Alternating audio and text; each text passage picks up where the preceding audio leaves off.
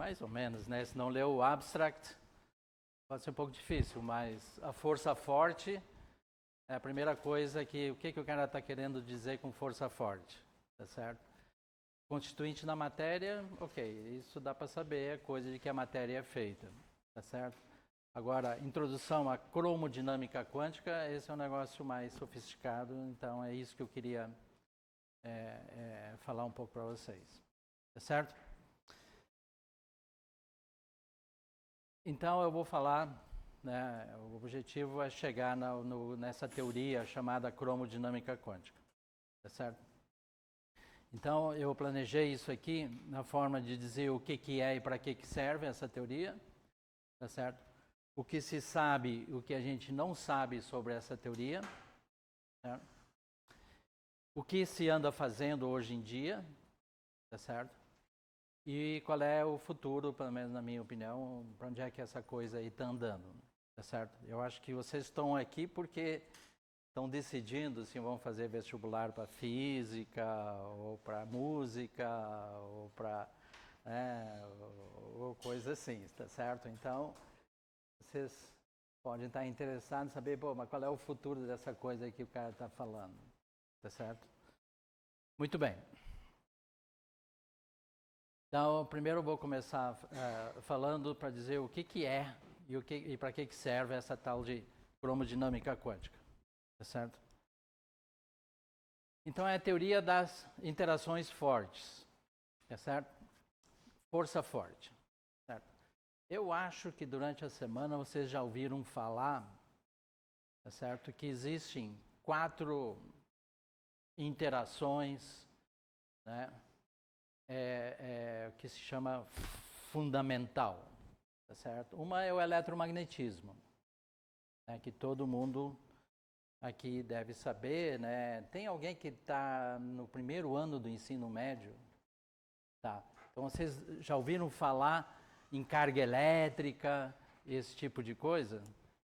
Bom, vocês já tomaram um choque, provavelmente, certo? Então, é só enfiar o dedo naquela tomada ali que vocês vão saber o que é eletromagnetismo, tá certo?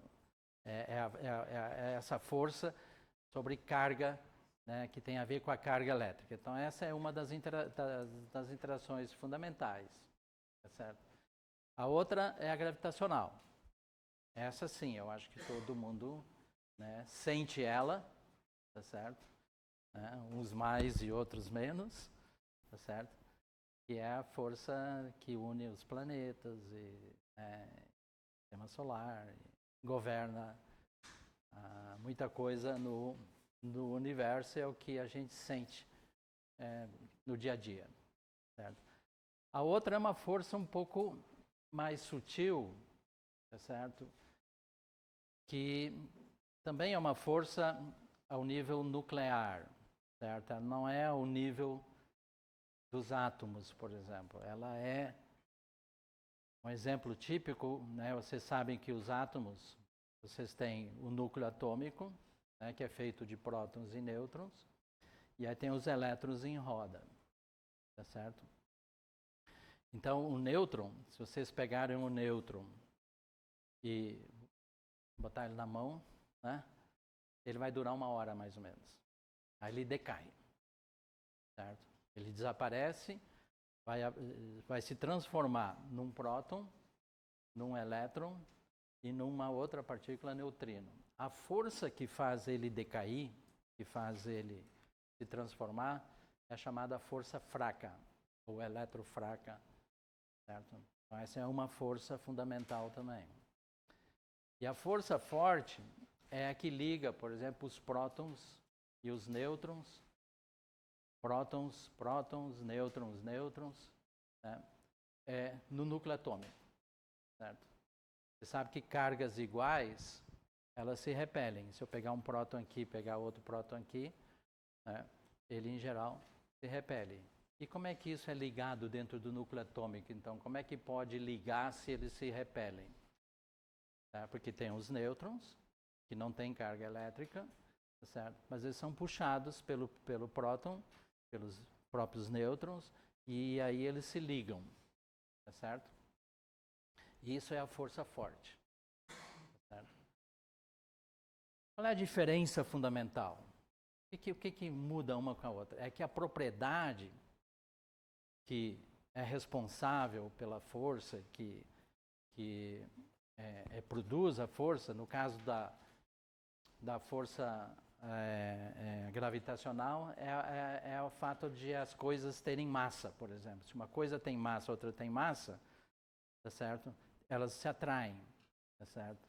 E essa é a força gravitacional, é a força da gravidade, tá certo? Então, a propriedade fundamental da força forte é a massa das partículas, certo? Do eletromagnetismo, a propriedade fundamental é a carga elétrica, tá certo? Carga elétrica é um negócio, né, difícil de entender. O que é carga elétrica? Né? Bom, é uma propriedade que a matéria possui, que, por exemplo, o elétron tem, o próton tem, né? E eles é que são, então, essas cargas é que são responsáveis por essa força elétrica, tá certo? E essas outras forças, a força forte e a força fraca, também têm cargas. Então, você pode chamar a massa como sendo carga, certo? Só que é massa. Então, em vez de chamar de carga, chama de massa, tá certo? E uma é a carga elétrica, a outra é a carga eletrofraca, e a outra é, né, a carga que nós já vamos ver, tá certo? Vocês viram que eu botei ali cores ali, ó, Q, C, D. Por que eu botei ali vermelho, verde e azul, tá certo? Vocês vão ver o porquê, que tem uma razão por que eu botei isso, tá certo? Isso tem a ver com as cargas que são responsáveis por esta força aqui, a força forte, tá certo? Muito bem. Então, vocês têm que primeiro entender que eu estou falando sobre uma das forças, tá certo? Por exemplo, um elétron e um outro elétron, eles sentem a força gravitacional, por quê? Porque o elétron tem massa, tá certo? Então vai ter força gravitacional entre eles e vai ser atrativa. Mas como eles têm também essa outra propriedade, que é a carga elétrica, eles também vão sentir essa outra força, que é a eletromagnética, tá certo? Mas eles não vão sentir a força forte. Por quê? Porque eles não têm esta carga responsável pela força forte, que tem a ver com aquelas corzinhas ali. Tá certo? Muito bem. Então, dependendo do tipo de partículas, tá certo? Dos entes da matéria que a gente vai falar, ou ela sente ou ela não sente, ou sente mais de uma. Tá certo? O elétron é um exemplo. O próton sente mais de uma força, né? Então, o próton sente a força gravitacional porque o próton tem massa. Sente a força elétrica porque tem carga elétrica. E sente a força forte porque tem essa outra carga responsável pela força forte. Certo? E a eletrofraca também. Também eles sentem. Tá certo? Muito bem. Então, tem partículas que sentem todas as forças. Tá certo? Outras não. Bem? Então, quem é que interage fortemente? Não são os elétrons, certo? Esses não se sentem. Quem são? São os quarks e os gluons. Então, vou tentar explicar para você o que são os quarks e são os gluons, certo? Então, o que são quarks? Quarks são que nem elétrons, tá certo? No ensino médio, eu acho que vocês estudaram química, tá certo? Tem gente no primeiro ano, né? Então, vocês já ouviram falar sobre a estrutura do átomo, que tem as camadas, né? Tem o núcleo, tem camadas de energia, tá certo? Aí 2 elétrons, eles podem estar na mesma camada de energia, desde que um esteja com o quê? Com o spin para cima e o spin para baixo.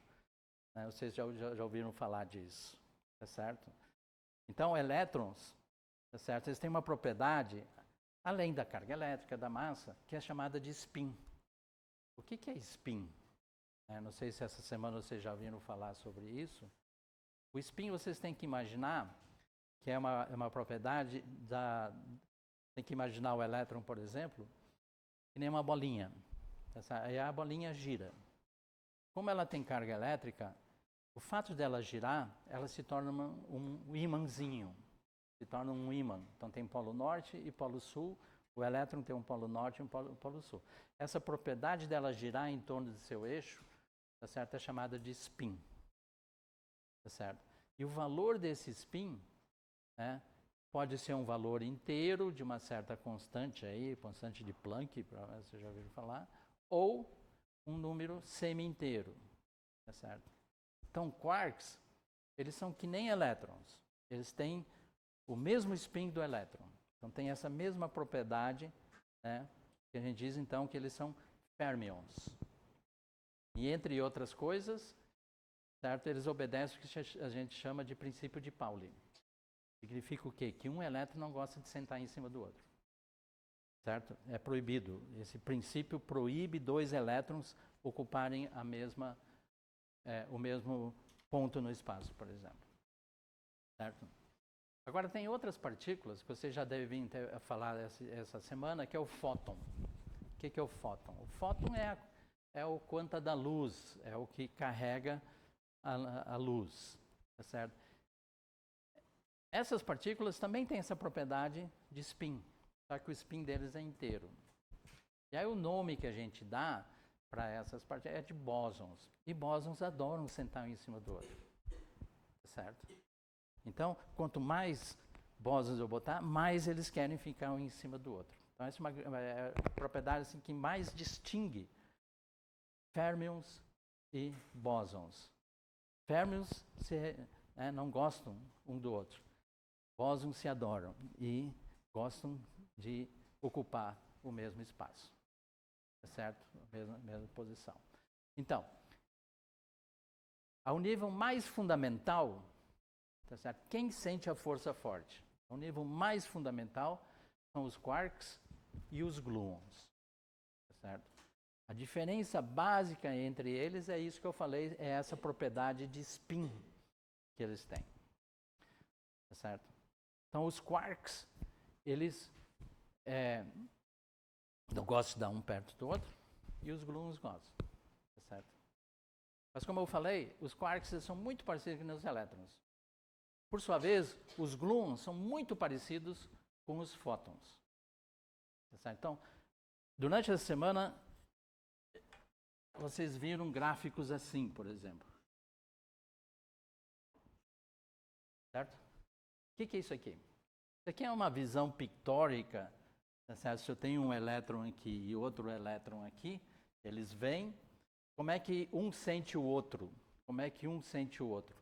Pela troca de fóton, por exemplo. Certo? Então, entraram dois elétrons e vão sair dois elétrons, por exemplo. Aqui. Tá bem? Então, no caso daquelas partículas, é a mesma coisa. Tá certo? Só que quem faz esta força aqui não é o fóton. Certo? Então, aqui não é o elétron. O elétron não sente essa força. Aqui vem o quark, um outro quark, e aqui vem o gluon. Em geral, a gente desenha o gluon assim para diferenciar do fóton. Tá certo? Então, é muito parecido com o eletromagnetismo, é muito parecido com elétrons e fótons. Tá certo? Tá bem? Então, ao nível mais básico, mais profundo que vocês possam imaginar, tá certo? A força forte se manifesta entre quarks, certo? Através dos gluons. Tá bem? Então, eu estou falando desta força aí. Certo? Muito bem. Os quarks também têm carga elétrica. Tá bem?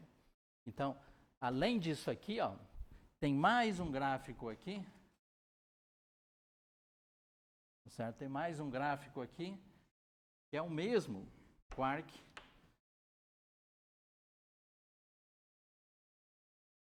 quark aqui, só que aqui é o fóton.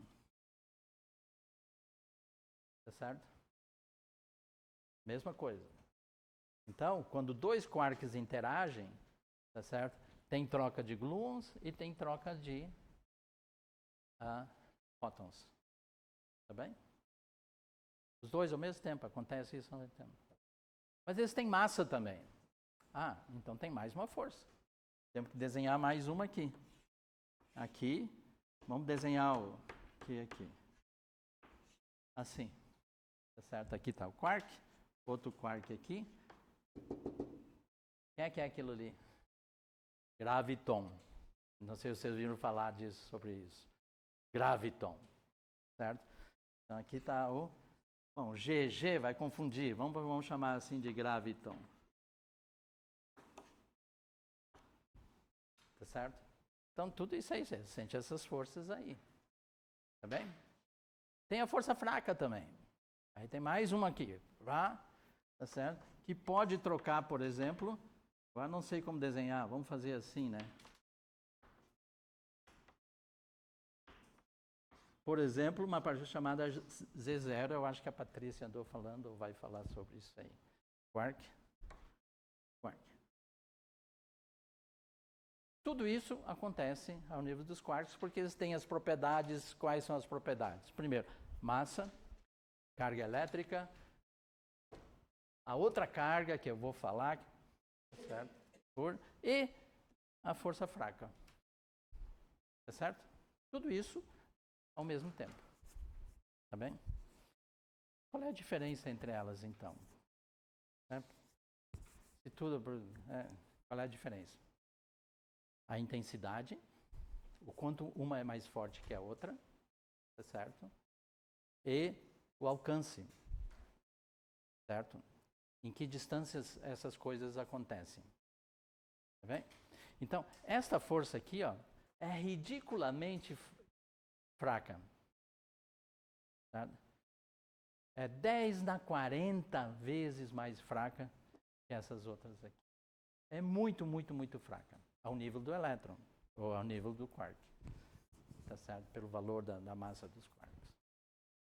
Tá bem? Então, em geral, a gente pode isolar, certo? Esquece isso aqui, tá certo? Isso aqui, em geral, pode ser esquecido também. Isso aqui também. E você fica com essa aqui, que é a mais forte de todas.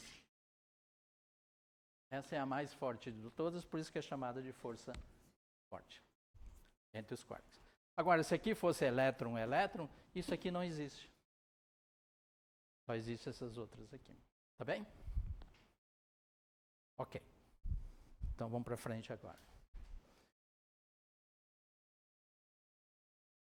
Então, tem os quarks e os gluons, que isso é o nível mais fundamental.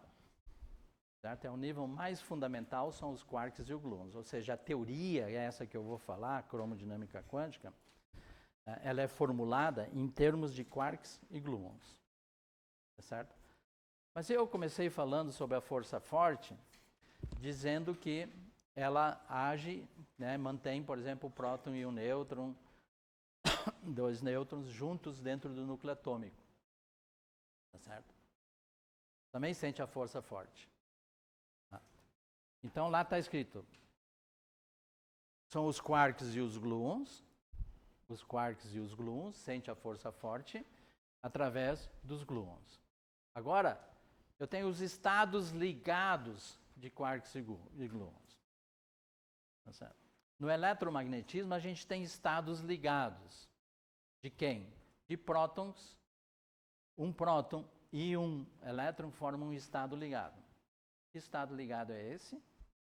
O átomo de hidrogênio. O que é o átomo de hidrogênio? O átomo de hidrogênio é um estado em que o elétron está preso em torno do próton. Então, esse é um estado ligado. Tá certo? Então, se eu pegar um átomo de hidrogênio, eu tenho um átomo de hidrogênio aqui, certo? Eu tenho aqui um próton, um elétron em roda dele aqui. Eu tenho um outro átomo de hidrogênio aqui e um elétron em torno dele. Tá certo? Um átomo de hidrogênio enxerga outro átomo de hidrogênio? Enxerga. Só que não pode trocar fótons. Aqui, esse não vai interagir com esse por causa de um fóton aqui. Isso aqui não vai acontecer. Por quê? Porque isso aqui não tem carga, isso aqui não tem carga. Tá certo?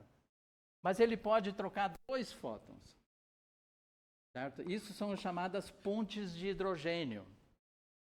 Para os que já estudaram química e odeiam esse negócio, tem a ver com isso aqui. Tá certo? São as pontes de hidrogênio. São as que ligam os átomos entre si. Certo? Elas são o quê? Forças efetivas. Tá certo? Mas são geradas pela mesma força eletromagnética.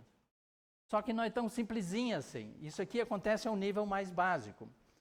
Quando você começa a formar os estados ligados de elétrons, prótons, né, começa a fazer os átomos. Aí bota um átomo próximo do outro.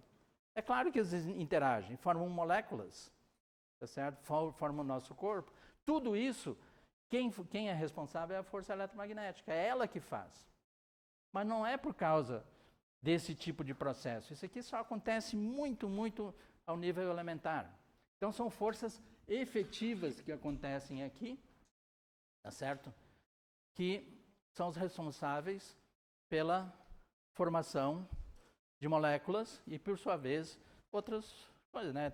A matéria, toda a biologia vem de quê? De forças efetivas, forças elétricas efetivas desse tipo aqui, por exemplo. Tá certo? É a mesma coisa aqui, ó. São estados ligados de quarks e gluons. Então eu tenho aqui, por exemplo, então eu já vou explicar, eu tenho um próton aqui, né, feito de 3 objetos, certo? E um outro próton aqui. Por que são 3? Eu já vou explicar. Tá certo? Então isso aqui é um próton. Isso aqui é um próton. Um enxerga o outro por causa do eletromagnetismo. Pronto, isso é verdade. Por quê? Porque isso aqui é carregado, isso aqui é carregado. Então pode acontecer a troca de um fóton, mas pode também acontecer esse tipo de forças aqui também, forças efetivas do eletromagnetismo acontece. Certo? E em termos da força forte, tá certo?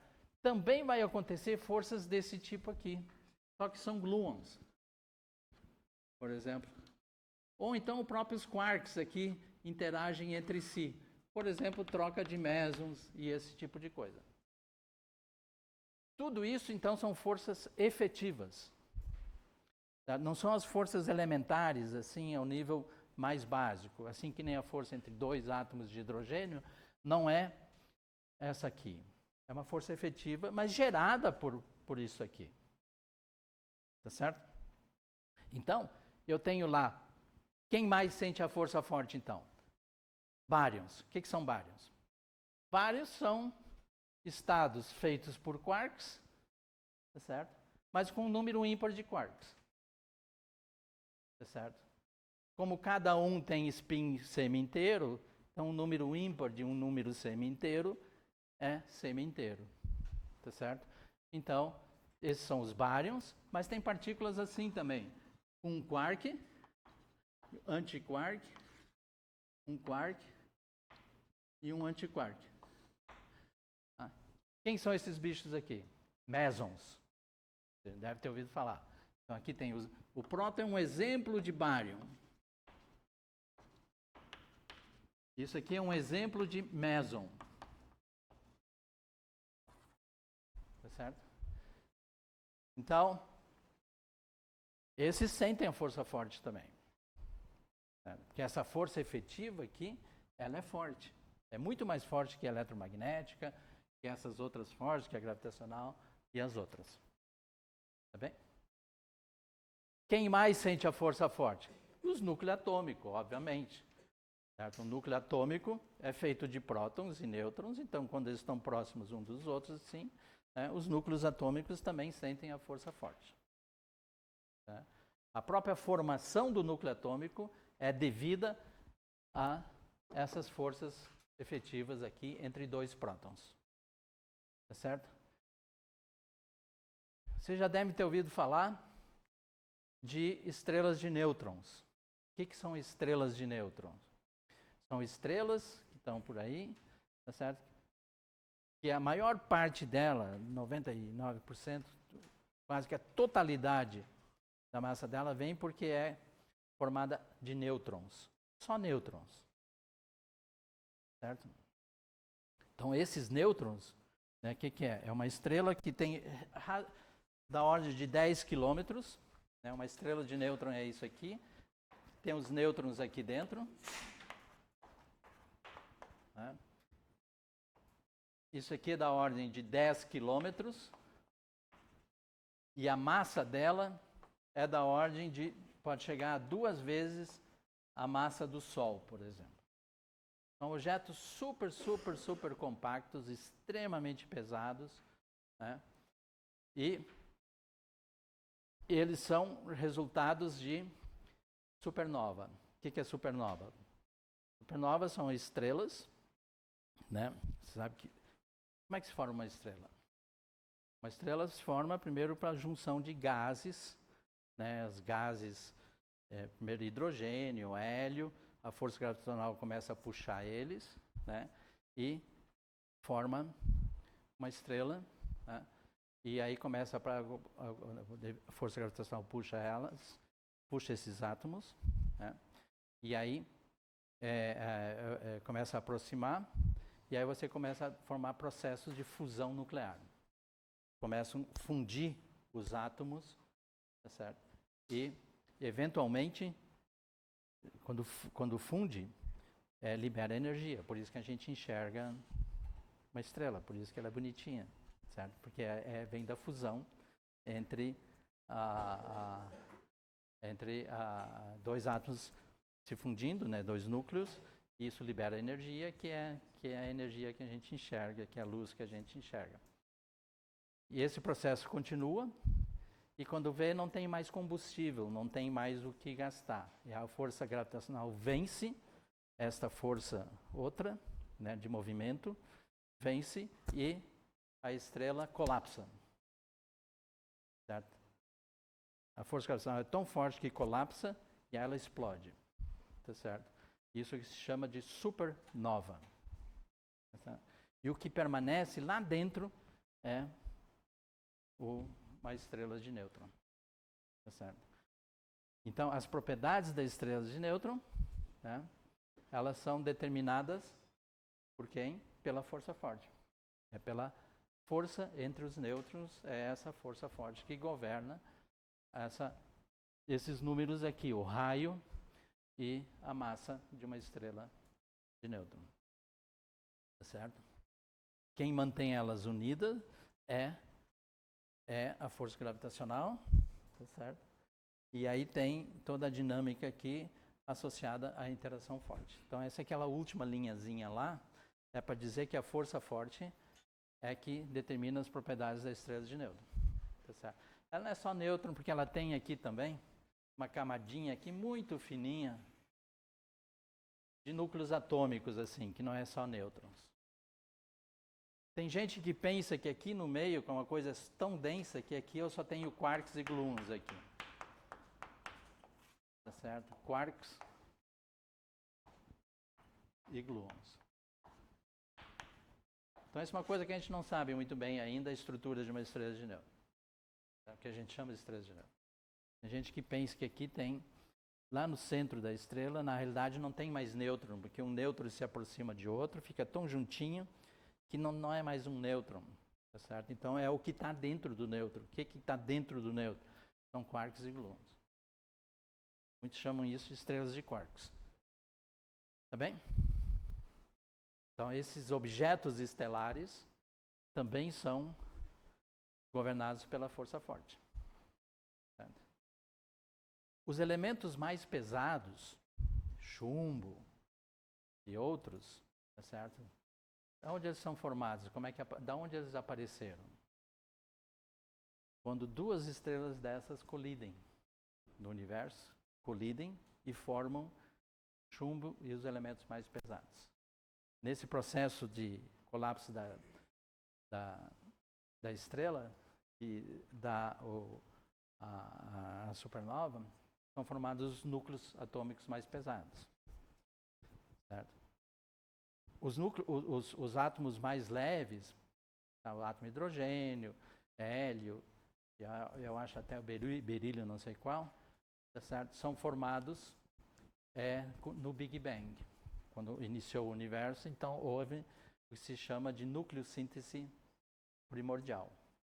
Mas todo o resto, o carbono, o oxigênio, a gente só existe, tá certo? Por causa dos processos que acontecem nas estrelas quando a estrela morre. Certo? Senão não teria carbono, não teria oxigênio, cálcio e outros elementos. Bem? Ok, então isso aqui é para dizer aonde a força forte atua. Tá bem? Muito bem.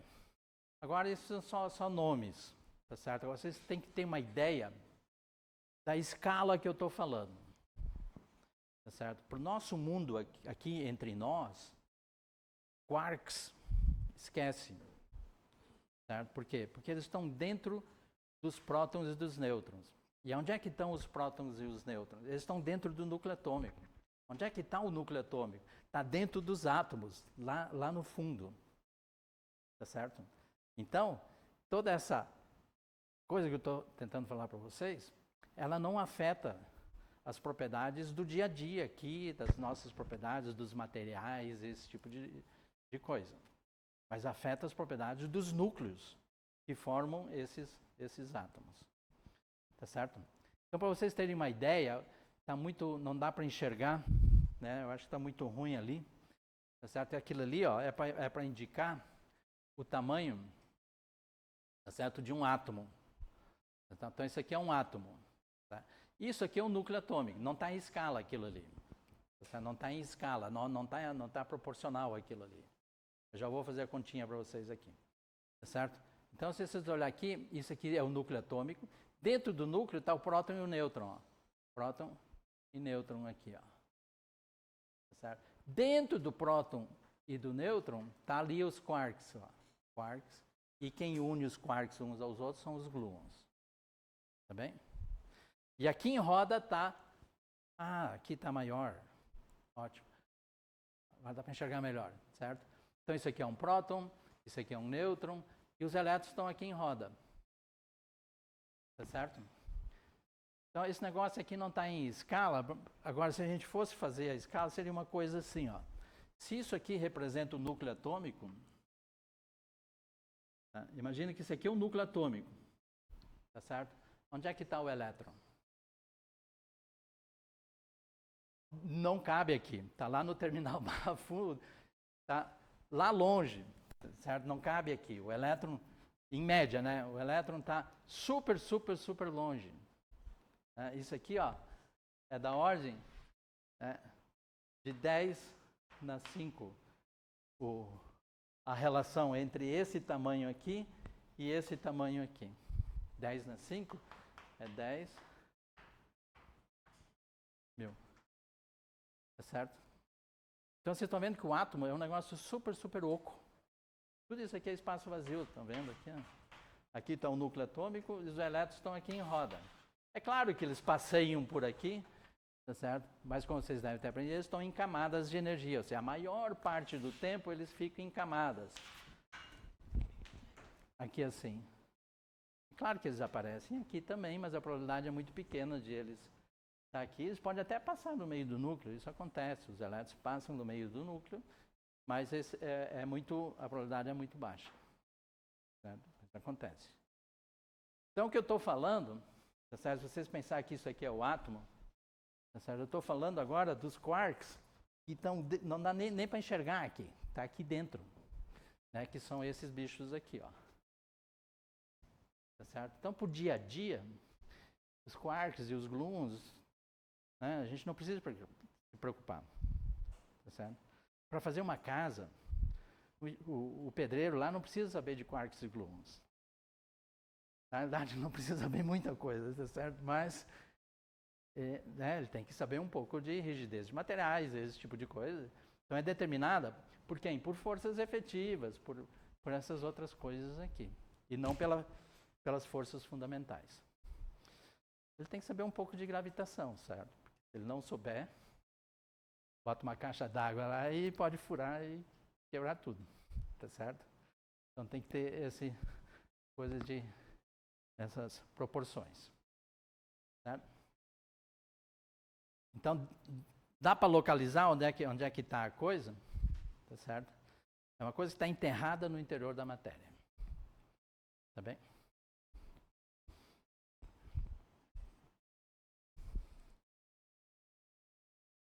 Bom, já falei sobre as propriedades das interações, tá certo?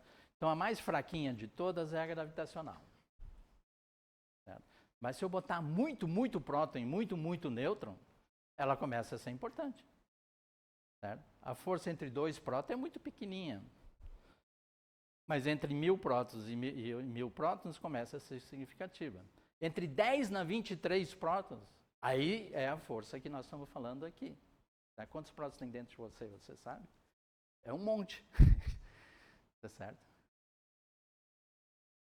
Então aí começa a se tornar relevante. Né? Mas isoladamente, essa é a força completamente desprezível. Né? Tá vendo aqui, ó? A força do próton é 10 na menos 36, que é do graviton aqui. A força gravitacional. Ó. 10 na menos 36, 41. É um negócio muito pequeno. Tá certo? Então eu posso isolar. Eu não preciso me preocupar com essa força. Ela faz só cosquinha quando eu vou estudar isso aqui. Ok.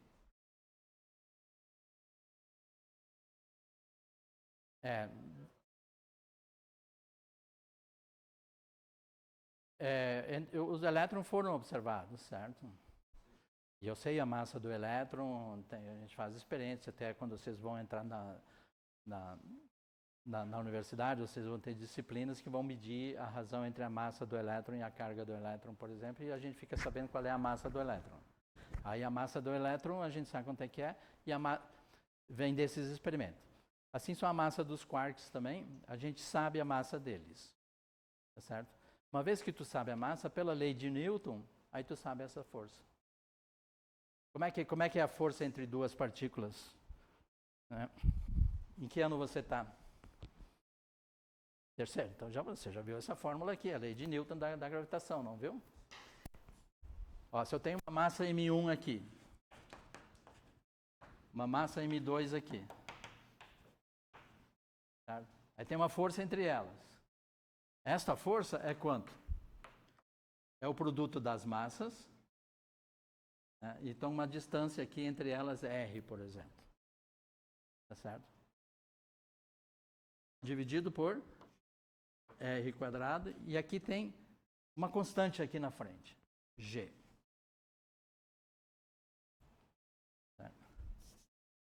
É esse G aqui que te determina a intensidade da força. Então, a força, ela decresce com o quadrado da distância.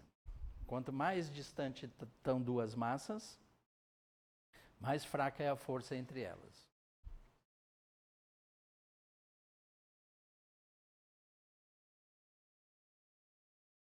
Não, esse é um número. Esse é um número constante e fixo que tem um certo valor. E é ela que determina aquele número lá que está dito lá. E de onde é que eu tirei isso? De medidas em laboratório. Tá certo? De medidas astronômicas e coisas assim. Essa constante está muito bem determinada. Então, isso eu sei. Tá certo?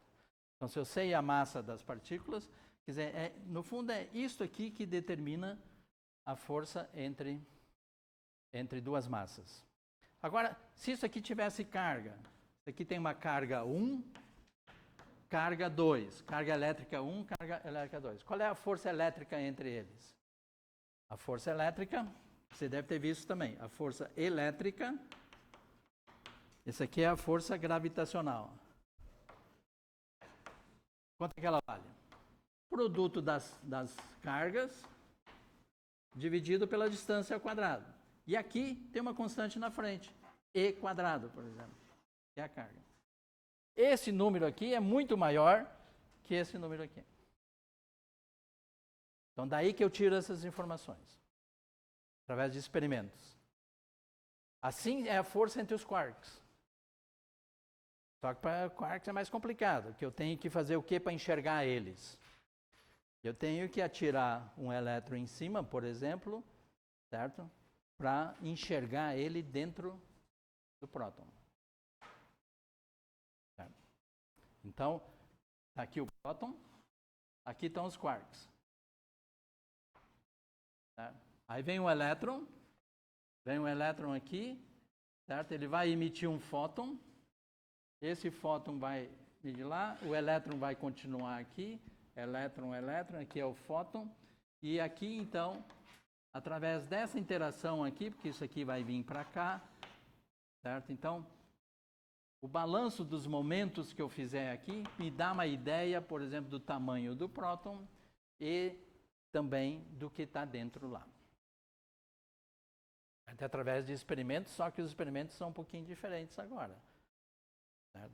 Tem que ser de muita alta energia, porque quanto mais alta a energia, mais curto o comprimento de onda é da luz que vai entrar aqui dentro. Aí ele vai ter condições de chegar. Vai enxergar. Se isso aqui tem muito pouca energia, isso aqui é um comprimento de onda muito grande, aí não enxerga a estrutura. Vai enxergar só uma bola aqui, grande, assim. Vocês devem ter ouvido falar isso durante a semana, como é que a gente explora o interior da matéria. É através de espalhamentos. Eu atiro, em geral, luz, certo? Luz em cima da matéria e pelo que ela é refletida, eu tenho condições de saber sobre o que acontece dentro da matéria. Tá certo? Então, essas informações vêm desse tipo de experimento. Tá bem?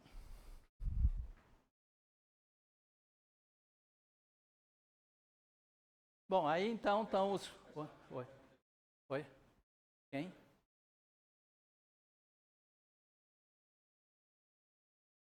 Que é Ok. Muito bom. Aqui é atrativa, o menos, porque a gente sabe que ela é atrativa. Se fosse mais, ela seria repulsiva. Tá certo? Então, esse sinal, ele indica atração. Agora, aqui, depende agora do sinal do Q1 e do Q2. Tá certo? Se isso aqui forem 2 elétrons, aqui é mais. Se for um elétron e um próton, é menos, porque eles se atraem. Tá certo? Então, tu pode, em geral, escrever assim, deixa o mais ali. Da onde vem o sinal de menos? Do produto das cargas. Se uma carga é positiva e outra é negativa, o produto é um número negativo. Se esse produto é negativo, a força é atrativa. Tá certo? Tá bem? Ok. Então, ao nível mais básico da matéria, o que a gente tem? A gente tem os férmions, tá certo? As partículas fermiônicas são essas que eu falei que são os ímãzinhos, em que essa propriedadezinha, esse momento angular intrínseco que eles têm, chamado de spin, é semi-inteiro, tá certo? E as partículas elementares, elas têm o número mais baixo possível, que é 1/2. Então, tem neutrinos, o elétron, muon e tal, certo? Esses são um tipo de partícula elementar que não sofre a força forte. Então, o lepton não sofre a força forte. Somente a eletromagnética e a fraca. Certo? E aí eu tenho os quarks. Certo? Eu tenho os quarks. Quantos quarks tem? Hoje a gente conhece 6 quarks. Certo? Tem esses nomes estranhos aqui que eu vou tentar explicar para vocês de onde eles vêm. Tá certo? É o quark up, down, charme, estranho, top e bottom. Tá certo? Então, esses bichos que estão aqui, ó, tá certo? Na realidade, existem 6 tipos. No caso do próton, só esses 2 aqui em cima participam. Então, aqui tem um quark U e um quark D. Tá certo? Se isso aqui é um nêutron, aqui tem um quark U, um quark D e um quark D, por exemplo. Tá certo? Agora tem outras partículas e que nem envolve esses quarks aqui. Envolve um quark charmoso e um anti-charmoso, por exemplo. Ou então um quark estranho e anti-estranho, por exemplo. Mas pode também ter up, down, down e assim por diante. Então são os tipos de quarks que existem. Por que existe 6? Não está muito claro ainda, a gente não sabe muito bem por que existe esses 6. Mas esses são os que a gente conhece hoje. Esses são os que entram aqui, ó, que interagem aqui.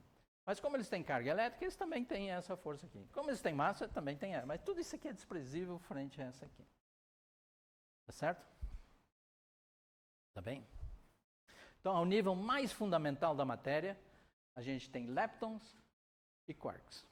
Leptons são elétron, tau e o muon. Certo?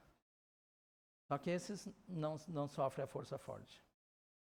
E os que sofrem força forte são os quarks, que são esses aqui. Tá bem? Agora eu tenho o que a gente chama de mediadores das forças, que são esses aqui, ó. Tá certo? Que são bósons. Então, quem são eles? O fóton, que eu já falei, que é este aqui.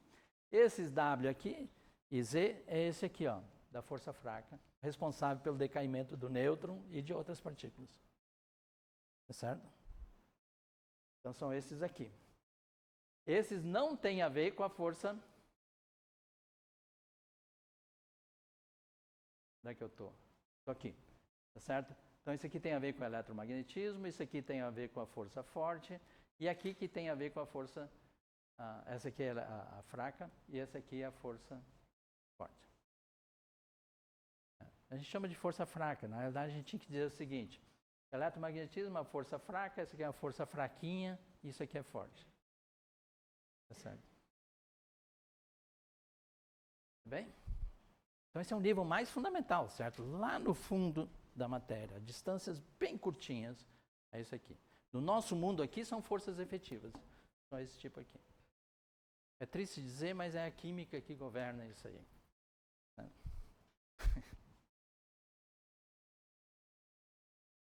Onde é que a QCD entra aqui? Você sabe da história do Big Bang, né? Aparentemente, a gente está aqui por causa de uma explosão inicial aqui, tá certo? E o universo começou a se expandir. Então, no início aqui, ó, tá certo? Eu não tenho próton, não tenho nêutron, tá certo? Não tenho nada. O que eu tenho? Só tenho os quarks, elétrons, os fótons. Só essas partículas é o seu nível mais fundamental. Essas que eu estou falando aqui, que eu estou desenhando aqui, ó. Isso aqui não tinha lá. Próton, átomos, isso não tinha lá no início. Né? Aqui está uma escala de tempo, não sei se está aqui, ó. 10 na menos 10 segundos. Aqui assim. 10 na menos 10 segundos tinha isso aqui. Tá certo? E com isso foi expandindo. O universo foi expandindo, esfriando, as partículas vão se esfria, elas andam mais devagar. E aí dá chance, por exemplo, de os quarks se juntarem, por exemplo.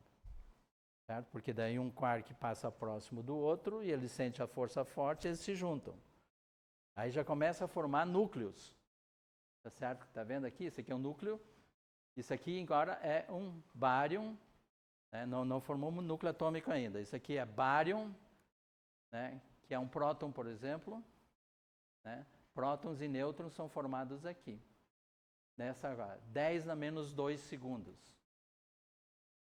Tá certo? Isso na história do universo, em que começou a se formar, então, os estados ligados de quarks e gluons, né? E mais um tempo depois, aí os prótons e os nêutrons começaram a se ligar. Aqui está, por exemplo, o primeiro núcleo aqui, e aqui está o elétron, tá certo? E eventualmente estão os átomos aqui, ó. Certo? 10 nas 5 anos, depois da explosão, começam a formar os átomos.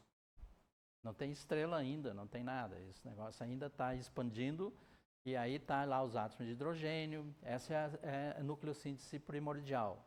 Átomo de hidrogênio, átomo de hélio, de deutério, essas coisas estão aí, tá certo? E aí isso ainda está com muita velocidade, está andando muito rápido. Então não dá para se ligar ainda esses átomos. A força gravitacional não é forte o suficiente para juntar esses átomos para formar o quê? Começar a formar as estrelas aqui, ó. Tá certo? Então começa a formar as estrelas. Certo? E, eventualmente, as estrelas começam a implodir, e aí é que a gente aparece. Então, essa é a história do universo. E a QCD entra, então, aonde? Aqui, por exemplo, para formar esses estados aqui e depois para formar o núcleo atômico. Então, entra em 2 estágios. Um para formar o próton e o nêutron e depois para ligar prótons e nêutrons para formar os núcleos. E aí acabou. Aí é só eletromagnetismo e a força gravitacional que governa o resto agora. Onde é que a força entra de novo? Depois, a força forte entra de novo, depois quando colapsar a estrela. Por exemplo, isso aqui é uma estrela de nêutron, vista de maneira diferente. Certo? Então, isso aqui é o resultado de uma explosão de supernova. Quer dizer, isso é uma supernova, é o resultado de uma explosão de uma estrela. Certo? A estrela de nêutron é aqui no meio, ó. Tá certo? Isso aqui é visto no visível. Aqui eu acho que é raio-x, e assim, um deles é rádio, e assim por diante. A estrela de nêutron está lá no meio. Ó. Então, esse objeto aqui está lá no meio. Ali, então, é que a QCD entra. Ali que entra agora, né, que é objeto de estudo hoje, é entender as propriedades das estrelas de nêutron, que estão lá, que são formadas aqui. Aí forma uma estrela de nêutron, só falta 5 minutos? Ok? Certo? Então, tem uma estrela de nêutron lá, outra aqui, e eventualmente elas colidem.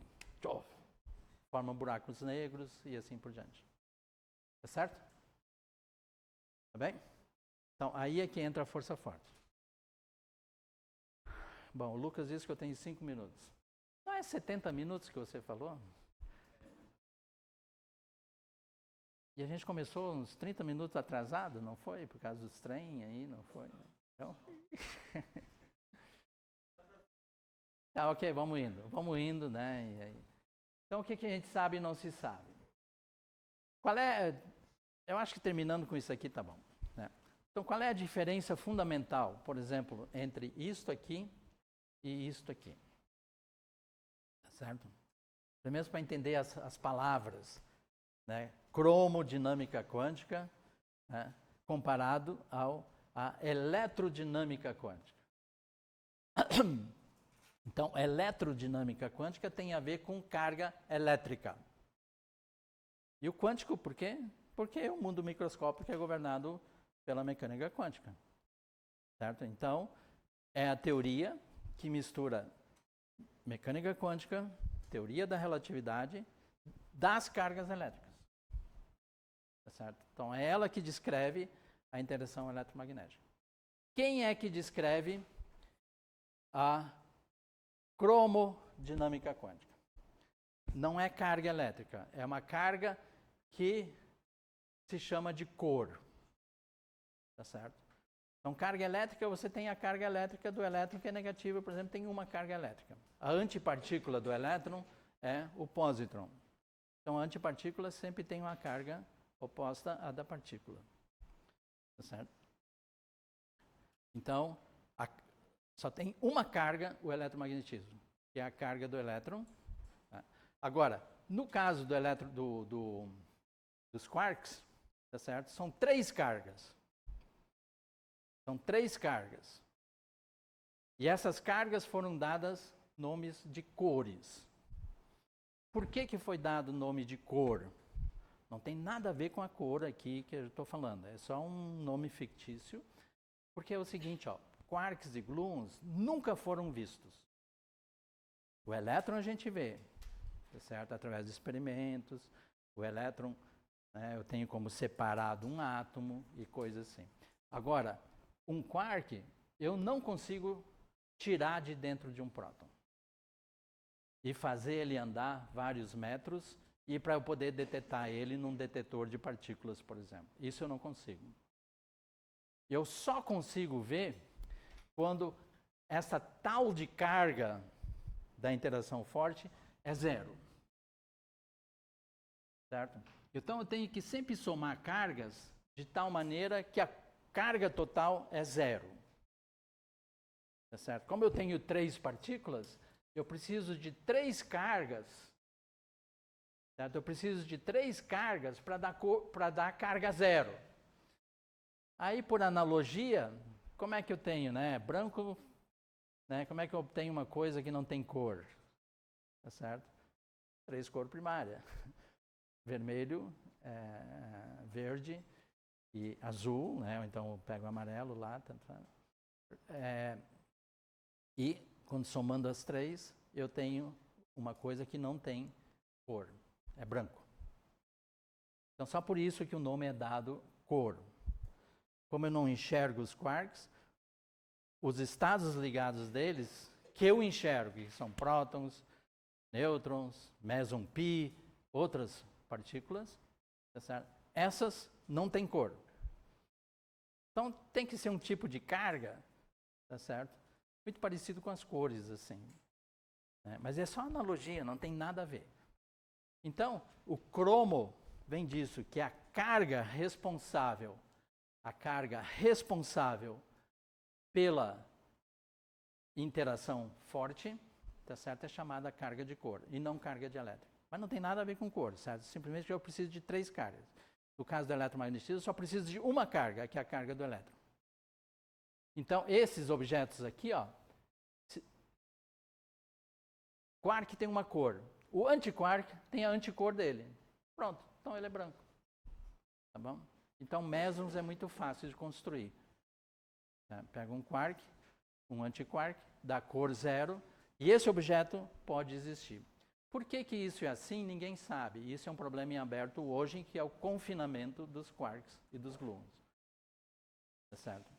Esse é um problema de $1 milhão para quem conseguir resolver ele, para quem conseguir explicar, tá certo? Por que a gente só enxerga esses estados aqui, né? Além do prêmio Nobel, claro. O que mais?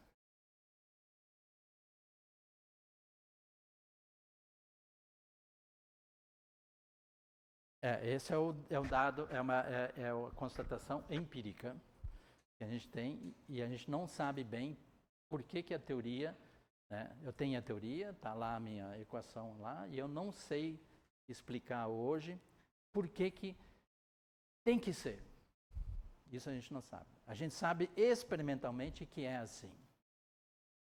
Não, nunca. Nunca. Como é que a gente sabe que essas coisas existem, então? Eu nunca detetei um. Como é que eu posso saber que eles existem? Através desses experimentos indiretamente aqui, tá certo? Eu sei que existem 3 aqui pelo jeito como isso aqui, né, reage frente àquilo ali. Então eu sei que são 3. Tá certo? Então o confinamento dos quarks é um fato empírico. E esse é um problema em aberto. Certo? Estudem física, venham para cá, que vocês têm chance de explicar isso aqui, que é um problema que não foi explicado, e eu acho que provavelmente não vai ser explicado nos próximos 5, 6 anos. Então tem chance para vocês serem uma das pessoas que vão explicar por que a gente não enxerga estados coloridos, com carga da interação forte. Tá certo? Então esse é um dos problemas em aberto, que é o confinamento dos quarks. E dos gluons também. Então tá ali, ó, o que se sabe ou não se sabe. Tá certo? Agora eu ia tentar explicar para vocês o que é uma carga. O que é esse bicho carga elétrica? Tem a ver com leis de conservação. Tá certo? Por exemplo, se vocês têm um problema em que a força só depende da distância, tá certo? Se só depende da distância, tá certo? Eu tenho uma lei de conservação, que é a conservação do momento linear. Para quem já está mais adiantado no ensino médio, já ouviu falar conservação do momento linear.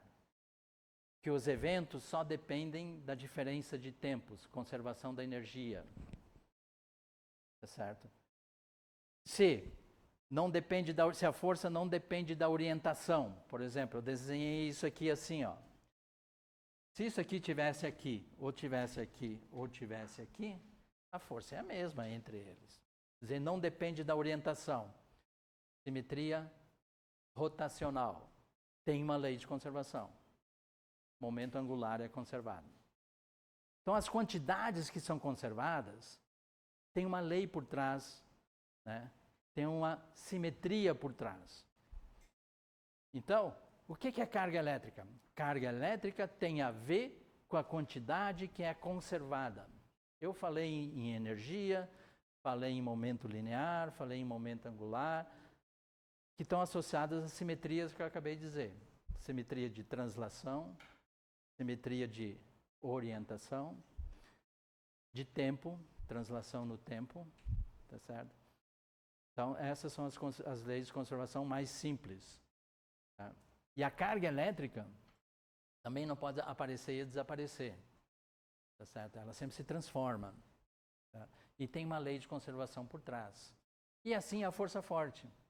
A força forte tem uma lei de conservação por trás. Então, essas forças fundamentais são baseadas em simetrias. Tá certo?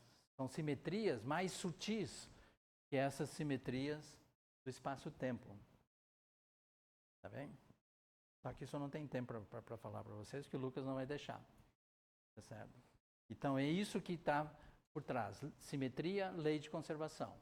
E isso é que te leva à existência das coisas que se mantêm. Carga elétrica, aumento, energia e esse tipo de coisa. Então, essas teorias fundamentais, elas são baseadas em simetrias. Tá bem? Só que eu não tenho tempo para falar, fiquei me enrolando em coisas mais simples aqui, né? E eu acho que vocês estão interessados em saber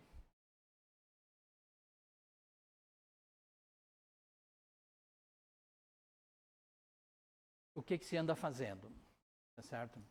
Então, uma coisa que a gente anda fazendo, obviamente, é entender o confinamento dos quarks e dos gluons, tá certo? Isso é um problema aberto, é uma coisa que eu trabalho, muitos dos meus alunos, nós estamos envolvidos nisso, em tentar entender por que o confinamento, por que existe essa propriedade confinamento.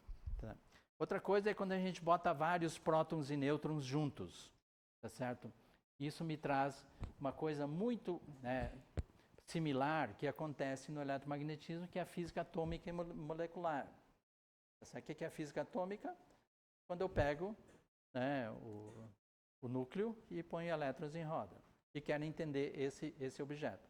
Isso é o que se chama física atômica. Tá certo? Agora, se eu pego esses átomos e ponho outros átomos juntos, se chama física molecular. Outros chamam isso de química. Tá certo? E a QCD tem uma coisa muito parecida.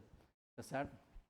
O que é a física atômica? É entender esses prótons, nêutrons, mesons em isolação. Eu quero entender a propriedade de um próton, a propriedade de um meson e assim por diante. Isso é o equivalente à física atômica, querer entender um próton, um átomo. O átomo de cálcio. Eu quero entender tudo sobre o átomo de cálcio. Isso significa que eu quero entender tudo sobre o próton, por exemplo. Isso se chama física hadrônica. Eu quero entender a interação entre dois hadrons. Por exemplo, um hadron aqui, outro hadron aqui. Eu quero entender essa interação entre eles. Isso é física hadrônica, tá certo? Se eu ponho vários prótons e nêutrons juntos, eu tenho o que se chama de física nuclear. Então, a física nuclear é como se fosse a química da física atômica, né? Então, física nuclear é como se fosse química, tá certo? Para a interação forte. Ok? Ok. Agora, esse gráfico você já deve ter visto durante a semana, uma coisa parecida que tem a ver com o diagrama de fases da QCD. Eu pego 2 núcleos atômicos e colido eles a altíssimas energias, eu não tenho mais prótons, não tenho mais nêutrons, eu só tenho uma sopa de quarks e gluons. E essa sopa se chama plasma de quarks e gluons. A Isabela andou falando sobre isso, não foi? Mais ou menos, sobre os experimentos do CERN. Tá ficando nervoso o Lucas. Tá certo. Então, aqui a gente vê né, o universo primordial, que é aquela coisa que eu falei lá no começo do universo, quando começa a se formar os hadrons, né? Isso a gente tem acesso experimental hoje, fazendo experimentos no CERN, por exemplo, na LHC, colidindo 2 núcleos muito pesados, aí forma uma sopa de quarks e gluons, esse negócio se expande, se esfria, como se fosse no universo primitivo. Então, esses experimentos são como o Big Bang. Certo? A gente está recriando o início do universo em laboratório. Tá? E aqui embaixo, certo? Aqui embaixo está a física nuclear. Ó. Temperatura muito baixinha, então isso aqui tem a ver com a densidade, o número de prótons, né? E mais lá adiante são as estrelas de nêutrons. Tá certo? Então esse é uma das coisas centrais hoje na física, nesse campo aqui, é entender como é que essa teoria, tá certo? Prediz. Tudo isso aqui tem experimentos associados.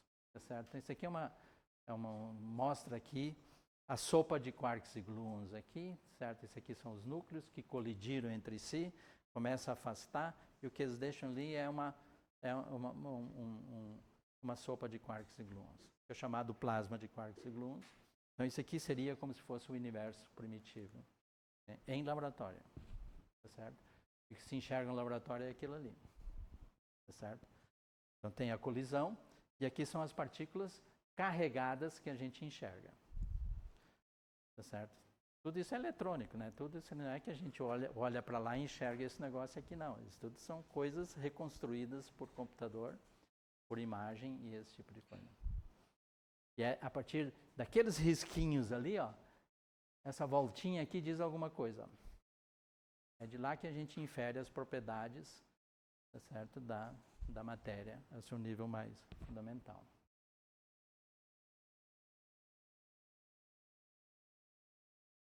Então, qual é o futuro? Porque essa interação é muito forte. Essa interação não é tão fraca. Esses gráficos que eu desenhei aqui, eles só fazem sentido, certo? Porque a interação é fraquinha aqui. Então faz sentido falar em troca de um fóton.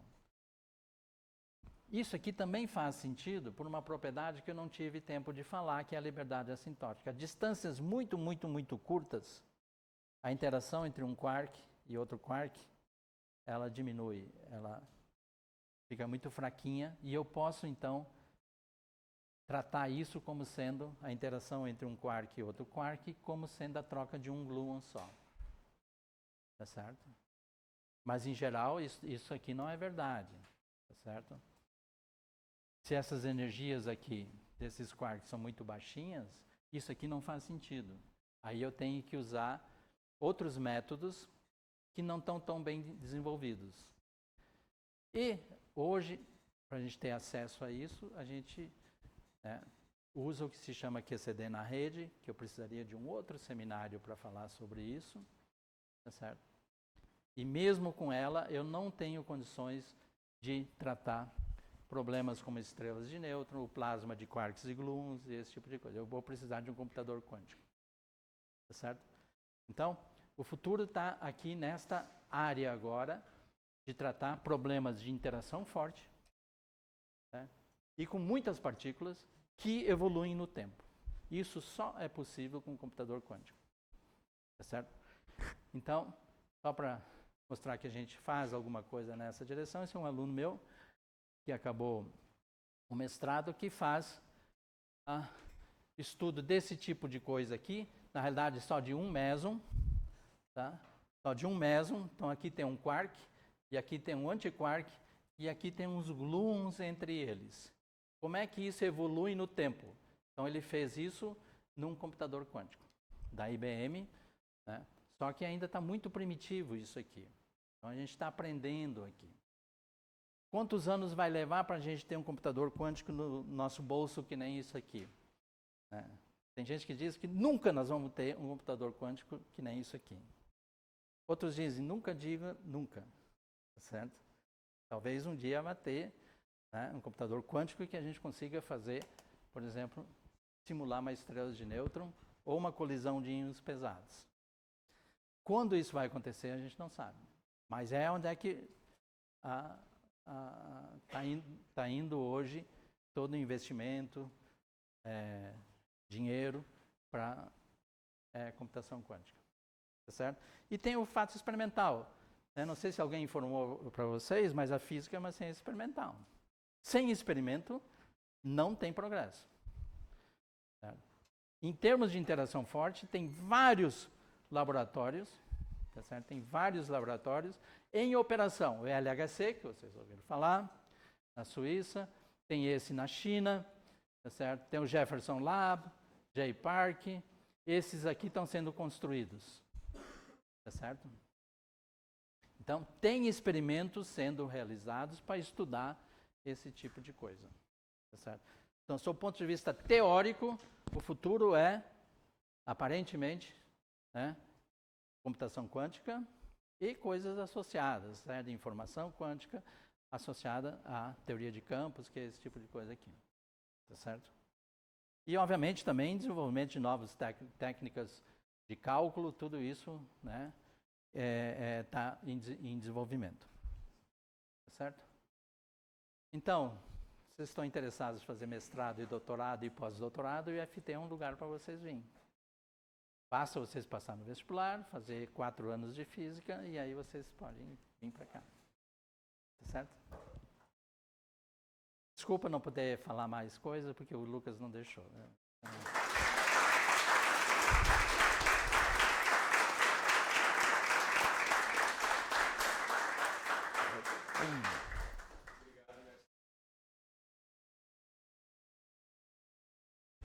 Alguém tem pergunta?